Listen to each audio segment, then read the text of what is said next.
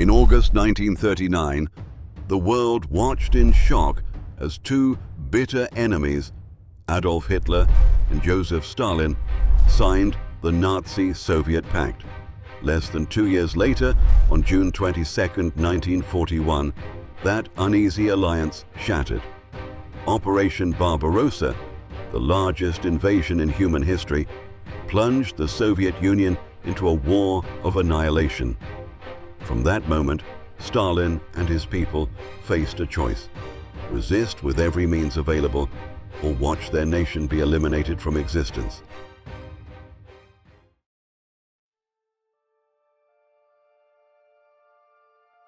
Hitler unleashed 3 million German soldiers, supported by 600,000 vehicles, 3,000 tanks, and over 2,000 aircraft, to ignite Operation Barbarossa in June of 1941.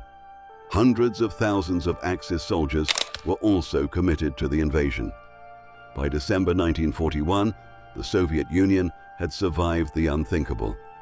Hitler's armies had driven nearly 700 miles into Soviet territory through an eastern front 1,800 miles wide, capturing cities, destroying industries, and occupying land home to nearly 80 million people.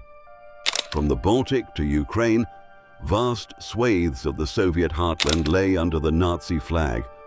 The Soviet cost was staggering. The Red Army had been shattered again and again at Minsk, at Smolensk, at Kiev. In just 6 months, more than 4 million Soviet soldiers were killed, wounded, or captured. Of those captured, millions would never return, perishing in camps where starvation and execution were policy. Entire divisions vanished in days. Tanks and planes, counted in the tens of thousands, were ground into wreckage, and civilians paid just as dearly. Einsatzgruppen, special SS mobile killing units, trailed the Wehrmacht, carrying out mass shootings in ravines and fields. Villages were burned, families starved and executed, Jewish communities annihilated. Behind the German lines, a war of annihilation was taking place. Yet, as the first snow fell, something remarkable happened. Before Moscow, the Nazi war machine faltered. Exhausted, frozen, and stretched beyond its limits, Hitler's army stalled just short of the Soviet capital. Then came the counterblows, Siberian divisions, fresh from the east, driving the invaders back. For the Soviets, it was a narrow escape from destruction. But survival came with clarity. They now understood the war they faced was unlike any other. Hitler did not seek compromise or negotiation. He sought extermination. The Soviet people grasped that only total resistance, fueled by sacrifice and unity, could preserve their nation.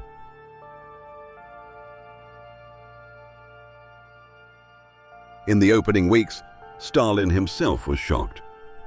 Despite repeated intelligence warnings, he had refused to believe Hitler would break the Nazi-Soviet pact so soon.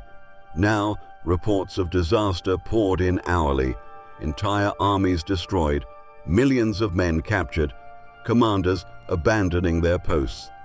For several days, Stalin retreated into near silence, refusing to address the nation.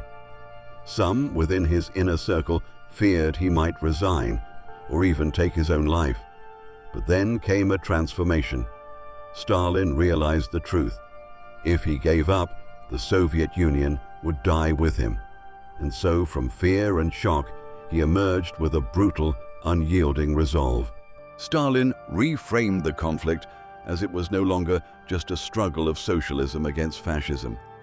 Now it was the great patriotic war. Through propaganda, he invoked the defense of Mother Russia, reaching deep into the national consciousness. For a man who had spent years eradicating religion, he restored the Orthodox Church as a tool of unity. For a leader who had waged class warfare, he now spoke of the Russian motherland, the soil, and the ancestors who had resisted invaders before. It was a striking contradiction. Marxist atheism intertwined with ancient patriotism. But it worked. To the people it became clear, This was a war for existence. One of Stalin's most fascinating actions came in the fall of 1941, when the Germans were just outside Moscow. Panic gripped the capital. Government ministries prepared to evacuate eastward. Many of Stalin's advisors begged him to leave, but Stalin refused. Instead, on November the 7th, during the anniversary of the Bolshevik Revolution, he held the annual Red Square Parade. Soldiers marched directly from the parade to the front lines, while Stalin stood atop Lenin's mausoleum. His presence said what no speech could: Moscow will not fall. The leader of the Soviet Union remains in the capital. Yet Stalin's leadership was never simply inspirational, it was also terrifying. To maintain discipline, he resurrected the old machinery of fear. The NKVD, his secret police, were embedded in the ranks, authorized to shoot deserters or cowards on the spot.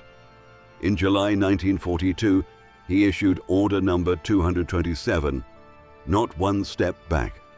Soldiers caught retreating without orders faced execution or assignment to penal battalions where survival rates were slim. NKVD, blocking detachments, stood behind the lines, prepared to gun down retreating troops.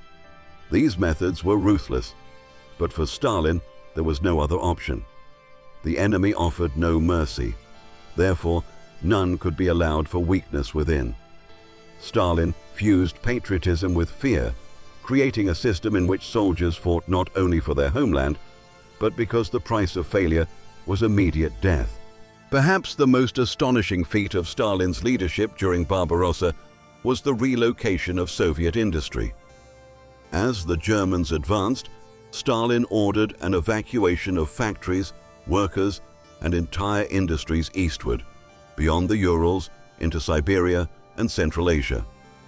The process was chaotic, grueling, and brutal. Families were uprooted, machinery dismantled, and trains loaded with tens of thousands of tons of equipment. Workers rebuilt factories in barren landscapes, often in freezing conditions, sleeping in tents beside their machines. But the gamble paid off. By late 1942, these relocated factories were producing more tanks, artillery, and aircraft than Germany could match. The legendary T-34 tank rolled off the lines in staggering numbers. The Soviet Union, written off by the world as doomed in 1941, now possessed the industrial strength to fight a war of attrition and win. Stalin had transformed disaster into the foundation of future victory. In the first months of Barbarossa, Stalin's instinct to micromanage proved disastrous. He dismissed or executed commanders he distrusted, demanded counteroffensives that bled the Red Army dry, and refused to allow retreats that might have saved lives. But as the war dragged on, Stalin adapted.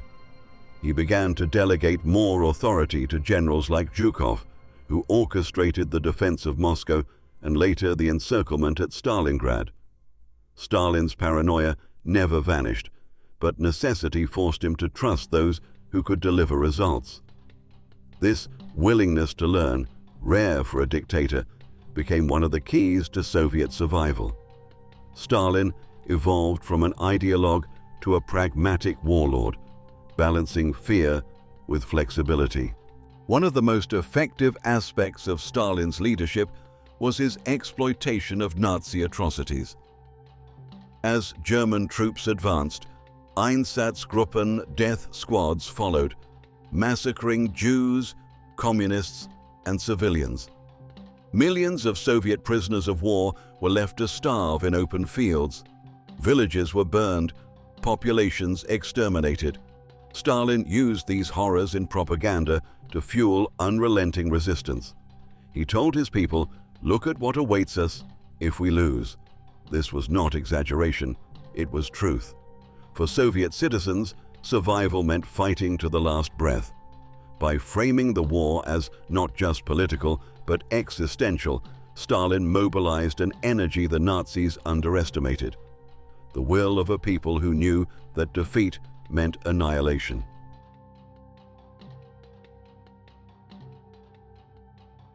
By late 1941, the Wehrmacht stood only 15 miles from Moscow. Stalin had held his parade in Red Square. Now, he demanded Moscow be defended at all costs. As winter fell, Stalin unleashed Siberian divisions. Fresh troops transferred from the east after Soviet intelligence confirmed Japan would not invade. These hardened soldiers, equipped for winter combat, crashed into the exhausted Wehrmacht. The Battle of Moscow marked the first major check to Hitler's war of annihilation. For Stalin, it proved that endurance and will could overcome even the most devastating blows. The Soviet Union, written off by much of the world as doomed, had survived. If Moscow was the first turning point, Stalingrad was the defining crucible of Stalin's war leadership. When Hitler targeted the city on the Volga in 1942, Stalin ordered it to be held at all costs. The symbolism was undeniable. A city bearing his own name could not fall. German forces poured into the ruins, and the battle descended into a nightmare of street fighting, snipers, and hand-to-hand combat. Soviet losses were horrific, yet Stalin refused evacuation. Not one step back became reality. Behind the front, Soviet industry, rebuilt in the east, poured out weapons and ammunition. Stalin coordinated with his generals, particularly Zhukov and Vasilevsky, to plan a massive counteroffensive. In November 1942, the Soviets struck and encircled the German Sixth Army. Stalin's methods at Stalingrad, brutal discipline, industrial relocation, relentless propaganda, and careful trust in his commanders, coalesced. The victory was not just military, it was psychological. The Red Army had destroyed one of Hitler's finest armies. The myth of Nazi invincibility was shattered. Another of Stalin's grimly effective strategies was the scorched earth policy. As Soviet forces retreated in 1941 and 1942, Stalin ordered the destruction of infrastructure, crops, factories, and supplies. Nothing useful was to be left for the advancing Germans. This policy condemned many Soviet civilians to starvation and suffering, but it crippled German logistics. The Wehrmacht, already strained by long supply lines, found itself advancing through a wasteland. Fuel, food, and shelter became scarce. The invaders were slowed not only by Soviet soldiers, but by the deliberate devastation of the land itself. The relocation of Soviet industry, begun in the opening months of Barbarossa, now bore fruit. By 1943, factories in the Urals, Siberia, and Central Asia were operating at full capacity. Despite losing the industrial heartlands of Ukraine and Western Russia, the Soviet Union was producing more tanks, more artillery, and more aircraft than Nazi Germany. The T-34 tank in particular symbolized this triumph. Its sloped armor, mobility, and firepower gave the Red Army a decisive edge.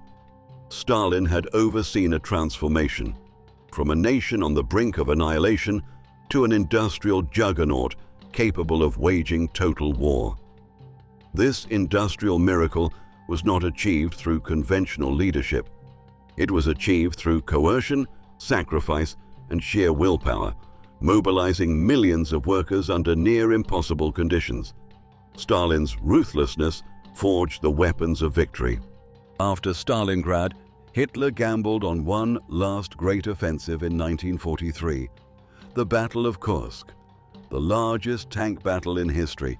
Stalin, informed by excellent intelligence, anticipated the attack and prepared massive defenses. When the Germans struck, they were ground down in fortified belts of mines, trenches, and artillery. Kursk marked the permanent shift of momentum. From then on, the Red Army was on the offensive, pushing westward across the territories once lost.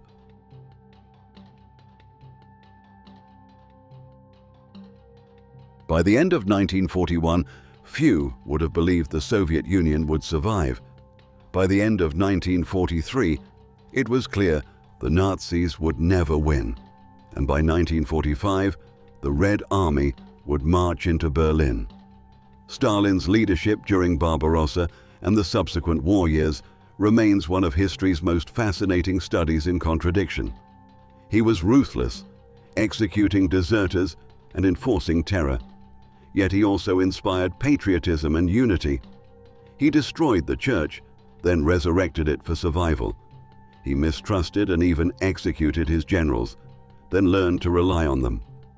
He dismantled factories and uprooted millions, then built an industrial miracle in the Far East. He imposed fear, yet gave his people the unshakable conviction that they must fight or face annihilation. In the end, the Soviet Union lost more lives than any other nation, over 20 million. Stalin's methods were not those of a conventional leader. They were the methods of a man who understood there were only two options: survival of the Soviet Union or its complete destruction.